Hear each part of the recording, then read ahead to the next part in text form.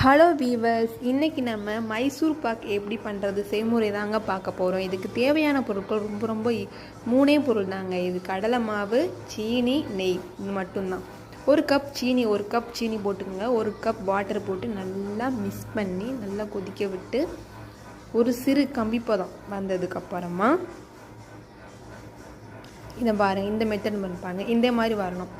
இந்த மாதிரி வந்ததுக்கப்புறம் 1 கப் கடலை மாவு, நார்மல் கடலை மாவு, இதை எடுத்து நல்லா நீங்கள் அந்த சர்க்கரை பாகுலேயே நல்லா மிக்ஸ் பண்ணணும். இந்த மாதிரி வரும். அதுக்கப்புறம் நெய், சூடான நெய் எடுத்து கொஞ்சம் கொஞ்சமாக சேருங்க. நல்லா சேர்க்கும் போது உங்களுக்கு தெரியும் அந்த டெக்ஸ்சர் இதே மாதிரி உங்கள் பக்குவத்தில் வந்ததுக்கப்புறமாவே நீங்கள் ஒரு ட்ரையில் நெய் தடவி நீங்கள் வச்சுக்கலாம். தேவையான அளவு ஏலக்காய் பொடி சேர்த்துக்குங்க. வாசனைக்கு விருப்பப்பட்டால் சேர்த்துக்குங்க. ஏலக்காய் ஃப்ளேவர் எங்களுக்கு